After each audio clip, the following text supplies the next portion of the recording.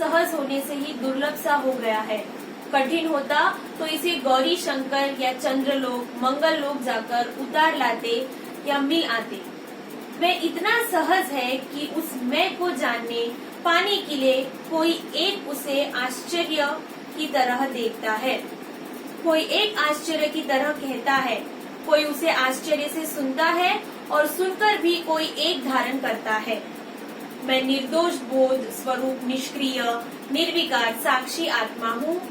इस प्रकार जो गुरु कृपा से आत्मबोध कर लेता है, फिर उसके द्वारा सामाजिक, असामाजिक, शास्त्रीय या शास्त्र विपरीत कर्म प्रारब्ध प्रेरणा से हो जाने पर भी उसमें कर्ता भोक्ता भाव के अभाव रहने से वह कर्म बंधन को प्राप्त नहीं होता, ऐसी ज्ञान की महिमा बताते हैं।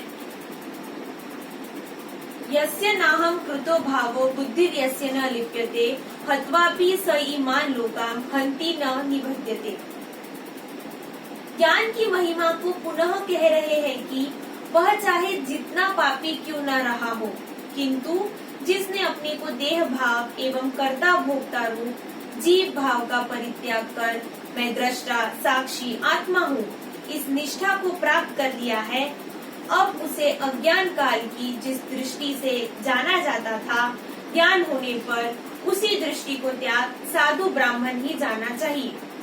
इस ज्ञान आने के पहले अपने अपने कोई कर्म करता है, खेती करता है, कोई सुतारी करता है, कोई लुहारी करता है, कोई अपना चमारी काम करता है, कोई कसाई का काम। लेकिन अगर वो ज्ञान को पा गए, आत्मज्ञान में आ गए, तो उनको फिर तुम साधु करके ही जानना, उनको फिर वैश्य या स्त्री या तुम कसाई करके न जानना।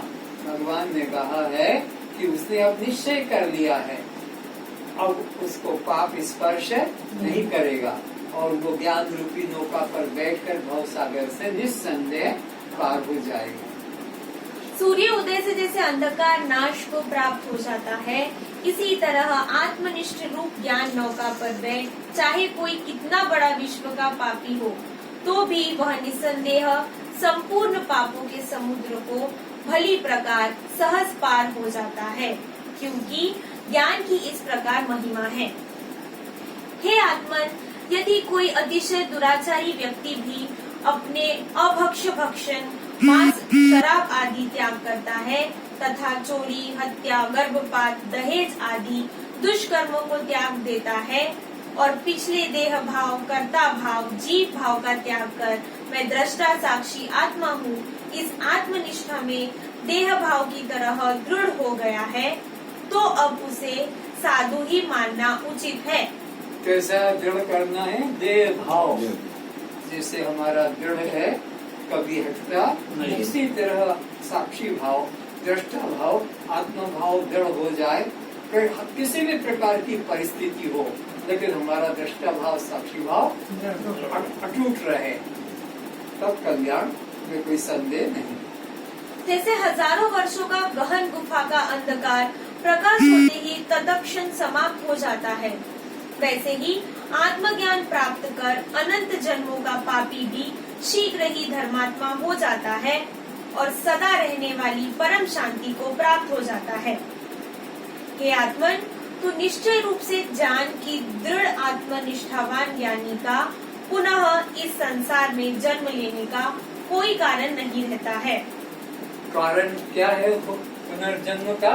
कर्ता भाव, देह भाव, जीव भाव, ये मन से निकालना है। मैं देह हूँ, इसको निकालो, फिर मैं जीव हूँ, इसको निकालो, और मैं करता हूँ, इसको निकालो। ये तीनों भाव जब खत्म हो गए तो मैं केवल साक्षी, मैं केवल दृष्टा। बस जीव का कल्याण होने में कोई देर अगर रुकावट है तो इसी बात की कि तुम्हारा देह भाव नहीं छोड़ रहे हो, कर्ता भाव नहीं छोड़ रहे हो, जीव भाव नहीं छोड़ रहे हो, ये तुमको छोड़ना। और जहाँ तुमने देह भाव छोड़ा कि कर्ता भाव भी छूट जाएगा और तो आपका जीव भाव भी छूट जाएगा। देह भाव छूटा कि बस ये अपने आप निकलता जाएगा, न मैं जीव हूँ न मैं करता हूँ। मैं नित्य शुद्ध आत्मा हूँ।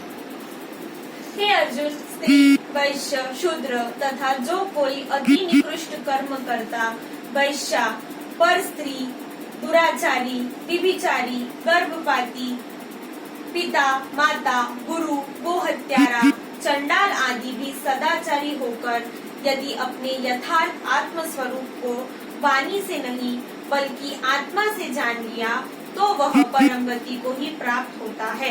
तो ये बात वाणी से जानने की नहीं है, अपने हृदय से जानने का है। हम वाणी में इस विषय को रखकर बैठ गए हैं और हृदय में संसार को घुसाकर बैठे हैं। उल्टा करना है, जो हृदय में है उसको वाणी में लाना है। व्यवहार चलाने के लिए पिता, माता, पति, पत्नी, हमारा जाति, नौकरी, धंधा, ये वाणी में, और अपने कल्याण के लिए मैं दृष्टा, साक्षी, चैतन्य आत्मा हूँ, ये भाव करना है। हो रहा है उल्टा, वाणी में जो रखा है उसको अब अंदर में लाओ और अंदर में जो घुसा है संसार उसको व्यवहार के लिए वाणी में लाओ। फिर मल विक्षेप दोष से रहित पुण्यशील ब्रह्म जिज्ञासा युक्त आत्मा, मैं दृष्टा, साक्षी आत्मा हूँ, इस दृढ़ निष्ठा को प्राप्त कर परम गति, कैवल्य पद, सहजानंद, सहज समाधि को प्राप्त करेगा। उसमें तो संदेह ही नहीं है। इसलिए तू सुख रहित और क्षण भंगुर इस देव दुर्लभ मनुष्य जीवन को सार्थक बनाने के लिए निरंतर मैं ही सर्व हूँ ऐसे भाव को दृढ़ कर। तो देव दुर्लभ ये शरीर है और फिर साथ साथ क्षण भंगुर है, पता नहीं किस श्वास में जीव खत्म हो जाए।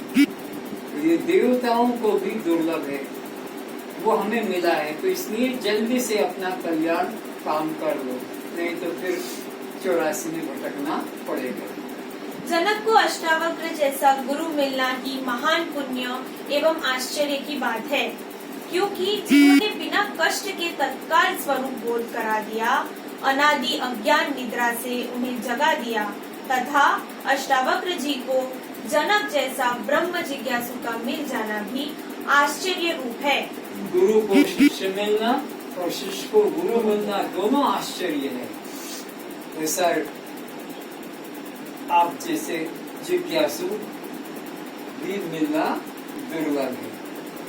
अष्टावक्र जी को भी जनक जैसा सत शिष्य मिलना भी बड़ा भाग्य एवं आश्चर्य की बात है। भगवान श्री कृष्ण का ऐसा सौभाग्य नहीं रहा, क्योंकि अर्जुन हजारों प्रश्न तर्क शंका करते करते श्लोक प्रश्न उत्तर रूप चर्चा के बाद उसने स्वीकार किया कि नष्टो मोह स्मृतिर्लब्ध्वा, मेरा मोह। अर्जुन को इस ज्ञान में लाने के लिए कृष्ण को कितना कष्ट, कितना प्रयत्न पड़ा कि 600 और शायद 680 श्लोकों का उपदेश करना पड़ा। 680, जैसे गीता में 700 श्लोक हैं, लेकिन अर्जुन को जब बोध कराया कि सब धर्म को छोड़कर एकमात्र मेरी शरण में आ जा, ये 18 अध्याय का 66 श्लोक था। पूरे गीता 700 श्लोक की है और 73 श्लोक में कहा कि नष्टो मोह स्मृति लब्ध्वा तत्पश्चात् मुच्यते। तो इस प्रकार इतना प्रश्न उत्तर करना पड़ा। लेकिन अष्टावक्र जी को ऐसा जनक शिष्य मिल गया कि बस 3 प्रश्न किए कि ज्ञान की प्राप्ति कैसे होती है, वैराग को कैसे प्राप्त होता है और मुक्ति का क्या स्वरूप है, बस। और यह बात को अष्टावक्र जी ने उसको प्रथम अध्याय में ही बोध करा दिया। बाकी तो जिज्ञासुओं के लिए नाना प्रश्न बनाकर और समझाया है। तो गुरु भी पात्र देखकर ही उपदेश करता है। तो अष्टावक्र जी को उचित पात्र मिल गया और राजा जनक को उचित घर बैठे गुरु मिल गया।